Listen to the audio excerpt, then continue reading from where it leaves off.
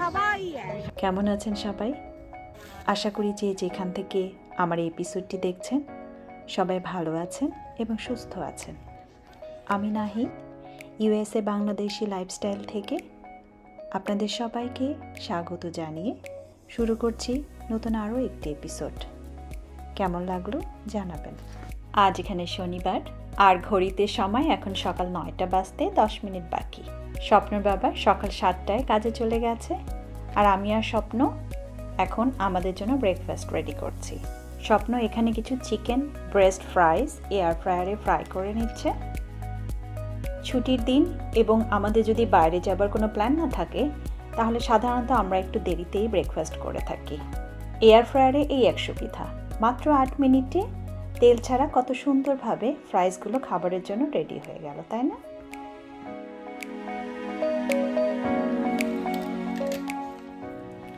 এখন এখানে আমি ফ্রোজেন ব্যানানা, স্ট্রবেরি, ব্লুবেরিজ সব মিক্সড ফ্রুটস দিয়ে একটা মিল্কশেক করে নিচ্ছি। আজ সারাদিনই আকাশটা মেঘলা থাকবে এবং গুড়ি গুড়ি বৃষ্টিও হচ্ছে বাইরে, তবে আগের মতো ঠান্ডাটা নেই এবং গরমটাও বেশ পড়ে গেছে। তাই গরমে যে কোনো ফ্রুটস দিয়ে এইরকম জুস বা শেক যেমন স্বাস্থ্যকর তেমনি রিফ্রেশিং।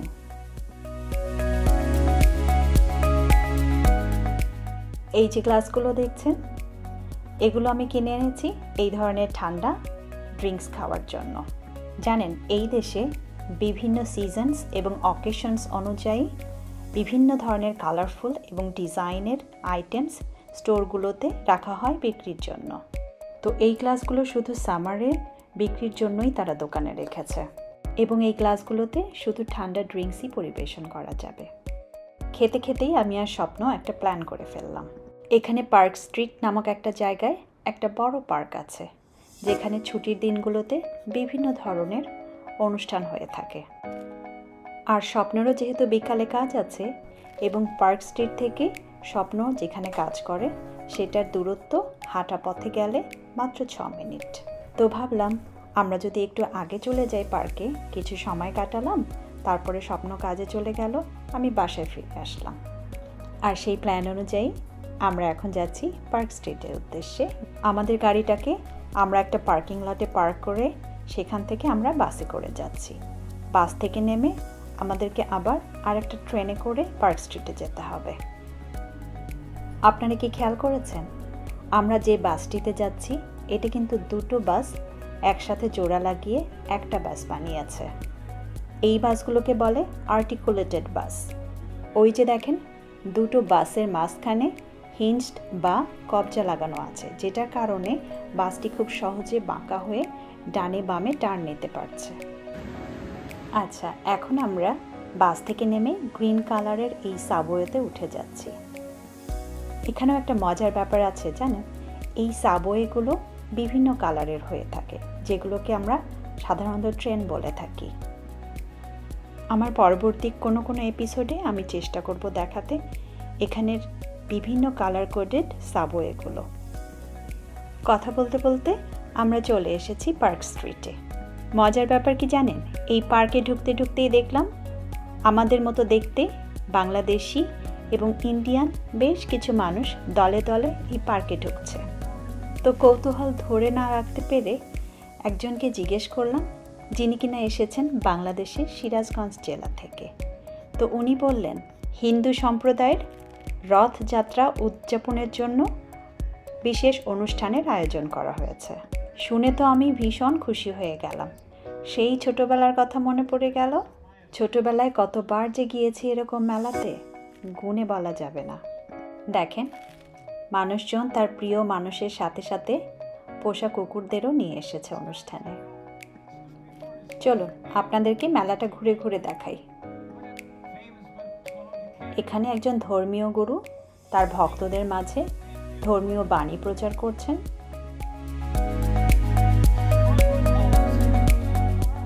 আর এই যে দেখতে পাচ্ছেন ছোট ছোট তাঁবু টাঙিয়ে স্টল তৈরি করা হয়েছে।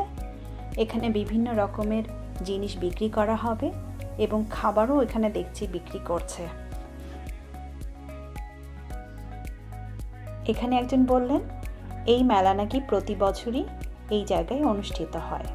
এবং এখানে প্রসাদ এবং ফ্রি খাবার পরিবেশন করা হয়। উনি আরও বললেন এখনও নাকি সমস্ত লোকজন এসে পৌঁছায়নি, কারণ রথ এখনও এসে পৌঁছায়নি এবং সেই রথের সাথেই শোভাযাত্রায় লোকজন পায়ে হেঁটে হেঁটে বোস্টন মন্দির থেকে এই স্থানে আসছে। এই যে জায়গাটি দেখছেন, এখানে প্রসাদ এবং অন্যান্য খাবার পরিবেশনের জন্য সব কিছু অর্গানাইজ করছে।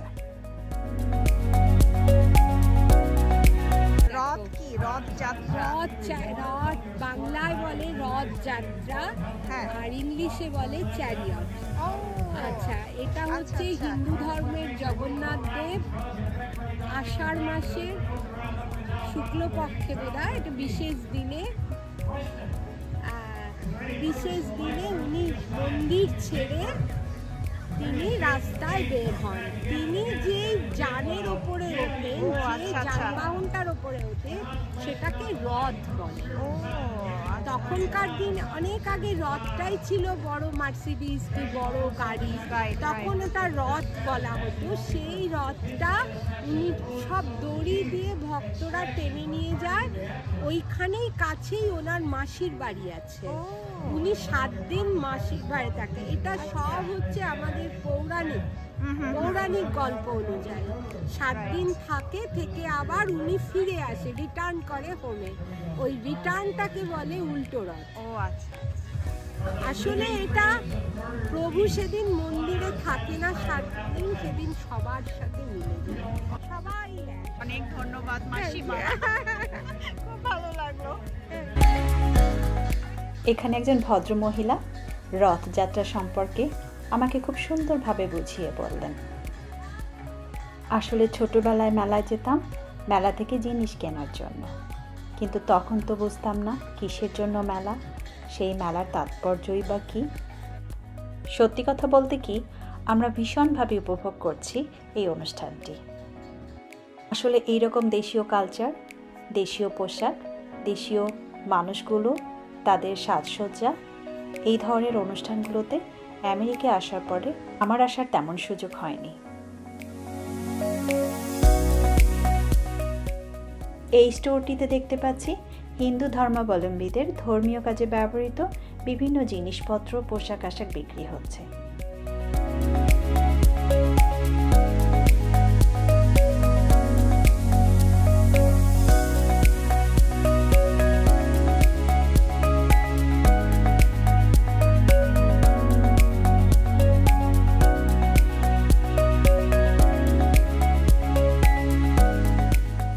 যেখানে দেখতে পাচ্ছি কুর্তাসগুলো $25, যেটা বাংলাদেশি টাকায় কনভার্ট করলে প্রায় 2700 টাকা মতো হবে। চলুন দোকানের এই সাইডটায় দেখে আসি। এই সাইডে দেখতে পাচ্ছি মেয়েদের পোশাকগুলো তারা রেখেছেন। এখানে তারা রেখেছেন মেয়েদের স্কার্ট, দোপাট্টা, লেহেঙ্গা, এবং সবগুলোই এত সুন্দর সুন্দর, দেখে তো কিনতেই ইচ্ছা করছে। এই ড্রেসটা দেখেন কত সুন্দর, তাই না? এই সাইডের দোকানটায় দেখেন বিভিন্ন ধরনের ইন্ডিয়ান ড্রেস বিক্রি করছে। প্রত্যেকটা ড্রেসই এত কালারফুল আর এত সুন্দর সুন্দর ডিজাইন। এখানে দেখতে পাচ্ছি বিভিন্ন খেলনা জাতীয় জিনিস মনে হয় বিক্রি করছে। এখানে আছে cushion cover, bag, jewellery items সহ আরও অনেক কিছু। আর এখানে দেখুন মেহেদি বা হেনা দিয়ে হাতে ডিজাইন করে দিচ্ছে। আমারও ইচ্ছা করছিল, কিন্তু আমি দিলাম না, কারণ হাতে মেহেদি লাগালে তো আর মেলায় ঘুরে বেড়ানো যাবে না। এই যে জিনিসটা দেখছেন, এইটা তারা বাচ্চাদেরকে দিয়ে তৈরি করাচ্ছে। এখানে বাচ্চাদেরকে তারা বিভিন্ন স্টিকার এবং কালার দিয়েছে, যাতে বাচ্চারা ব্যস্ত থাকে এবং এই অ্যাক্টিভিটিসের মধ্যে দিয়ে যেন তারা আনন্দও পায়। এই যে লাইনটা দেখতে পাচ্ছেন, এটা হচ্ছে খাবার নেবার জন্য লাইনে দাঁড়িয়েছে সবাই। কত সুশৃঙ্খলভাবে দাঁড়িয়ে তারা খাবার নিচ্ছে। এই দৃশ্য দেখে আমার মনে হচ্ছে কি, যে ধর্ম মানুষের মনকে শান্ত করে এবং কতটা নম্র করে।